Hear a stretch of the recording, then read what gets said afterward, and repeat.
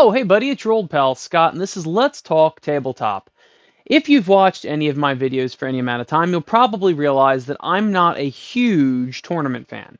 I don't care for them most of the time. A lot of times it's the most powerful thing that rises to the top by design, and it's just not narrative, and I just don't really enjoy it that much. I used to go to tournaments all the time, and I have stopped. So, um, but I do have my casual convention Shorehammer coming up, and that's in about a week or so from now. And looking through lists and things like that, and a couple things came up, like they always do every year. And I think to myself, why do people do these things? And I want to tell you some quick ways to just ruin a tournament immediately. And obviously, I'm saying don't do these for your tournament, but they're very quick ways to ruin a tournament. And let's dive into it.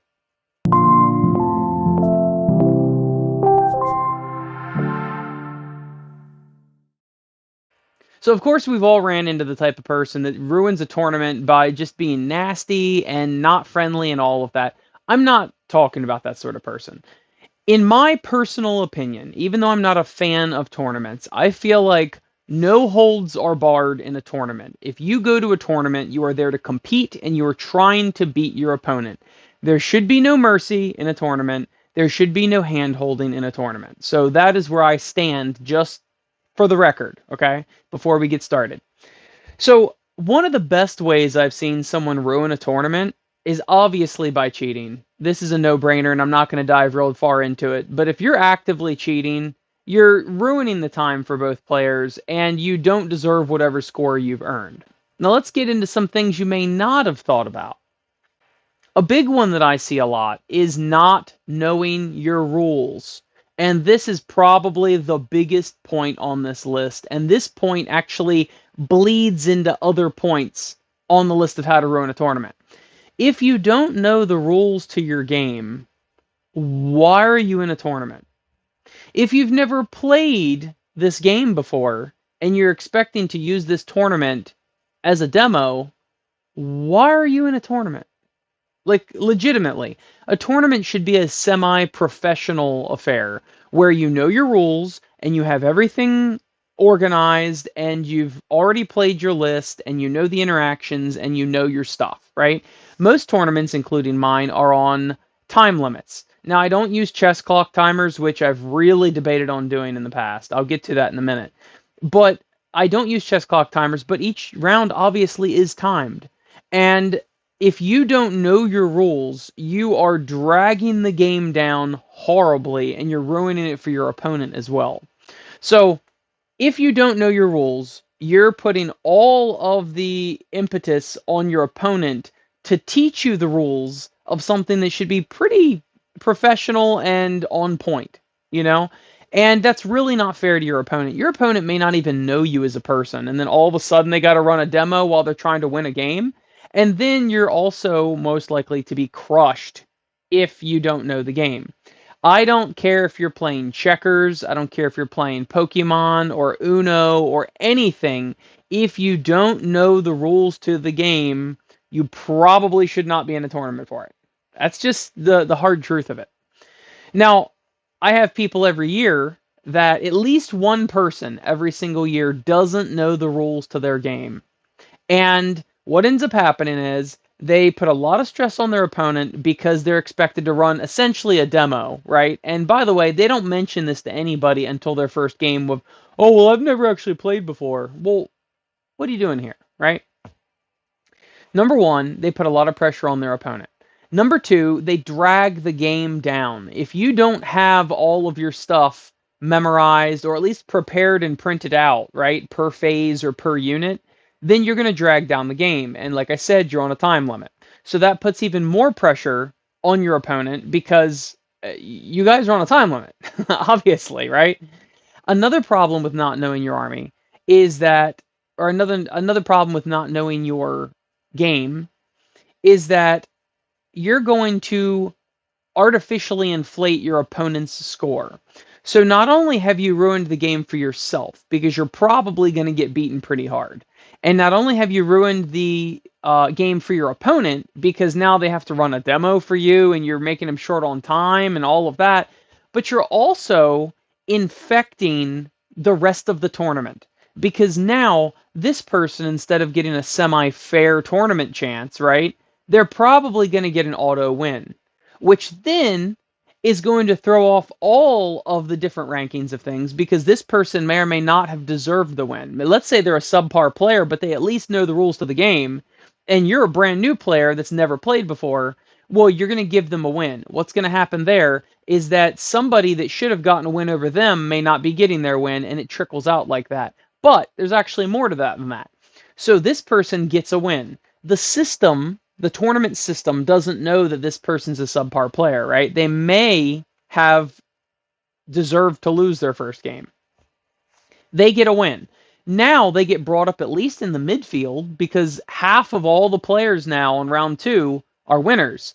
They're getting thrown into a big pond, and they're a very little fish, which probably means they're going to get crushed. Then, when they get crushed, not only is it not fun at all for them, and they were playing too skilled of an opponent, but then they get knocked back down, but their opponent now gets a super easy win, which is unfair to all their other opponents. The half of the people that were the winners from the first round should now be facing harder opponents, and then harder opponents as they trickle up with the, 1-0, 2-0 sort of thing. And because you normally pair best records to best records. Well, now this person is also getting thrown off because they got a super easy win when all their opponents on the other half shouldn't have got an easy win. Do you understand? Like one person that doesn't know the game can literally skew the results of an entire tournament. And that is the quickest, easiest way to ruin a tournament.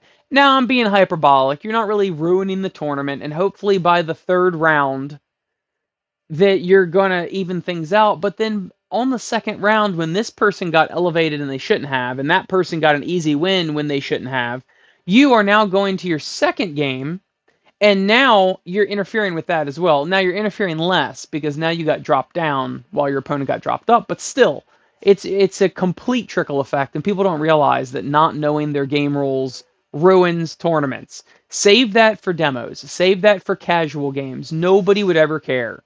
Actually, even save it for narratives. It's okay to, as long as you're on a team or something, narratives you can kind of like hobble along and people can help you. But a tournament is no place for that. Another thing that this leads into is slow play. Maybe not every year, but many times I've had at least one player in the tournament not know their rules, or they're not real familiar with the rules, or they're playing a new army that they don't know the rules of, or they're just slow players. We've ran into this, all of us have, I'm sure you have as well, where the person isn't thinking about what they're going to do on your turn. They're just watching you like it's television, or they're watching a battle report. And then when it comes their time, they're like, oh, what should I do? Dude, you should have been thinking about that. As I'm moving my models, you should be thinking about how that changes on your turn. We used to have this complaint all the time in my friend group when I was a teenager, because a lot of people, you'd be playing Magic, or you'd be playing Uno, or you'd be playing whatever, a board game, and the person, when it's their turn, all of a sudden's like, okay, let me see now. And I'm thinking, when the person next to you was going, you should have been already aware of what the situation is and planning your actions.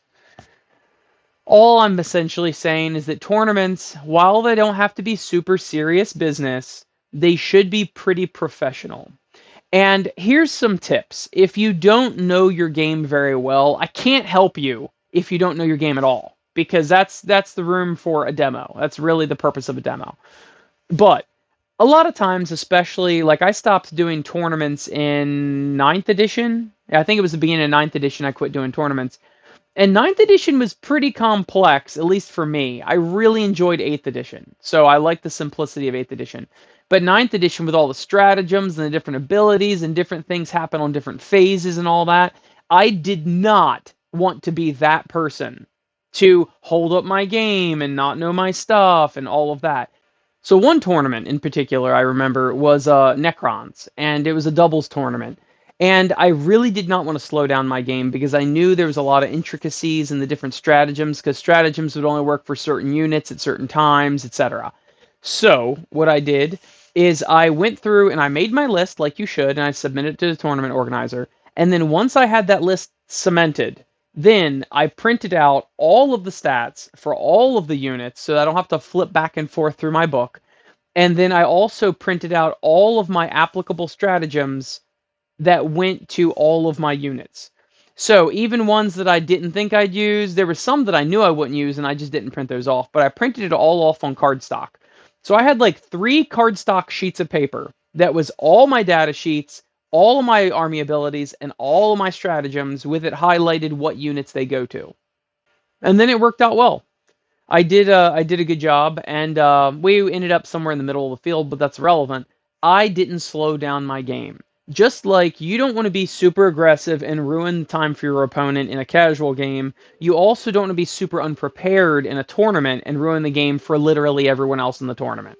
So, the number one way to ruin a tournament, if you take nothing else from this, is you should at least know the game and know your army. Even if you don't know your opponent's army, even if you're not an expert or whatever, and if you need player aids like I did, then print them off and be prepared. Don't just do this willy-nilly, because people are really trying for a good, solid, competitive game, and you're going to ruin it. So, anyway, thank you to all my beautiful, sexy, good-smelling Patreon patrons. Look at all of them right there. I love them all, especially Brendan. Anyway, thank you for supporting the show, and thank you for watching, sharing, liking, commenting, subscribing, all that stuff. And hey, you know what?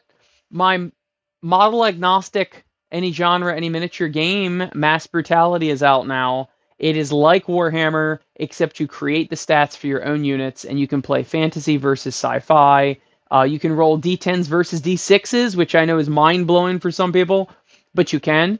And you make up everything how you want. I'm actually, this setup right here, I know you can't see it all because of the camera angle, but I'm getting ready to do a demo of Mass Brutality and film it, where I'm playing my Tyranids versus my Cities of Sigmar. My Cities of Sigmar are rank and flank, and there's rules for that. My Tyranids are going to be guerrilla formation, which is Age of Sigmar 40k, the loose formations. And there's rules for both of them, and they both can fight each other. So you can do sci-fi versus fantasy, you can do D6s versus D10s, and you can even do rank and flank versus guerrilla formations. What is there not to love? Support an independent creator, and if you don't support me, go support another independent creator. We need the support compared to all the giant, money-hungry, greedy corporations. I said it. Anyway, thank you so much for watching. I greatly appreciate it. I'm having a blast with this channel, and I appreciate your support. I'll see you next week.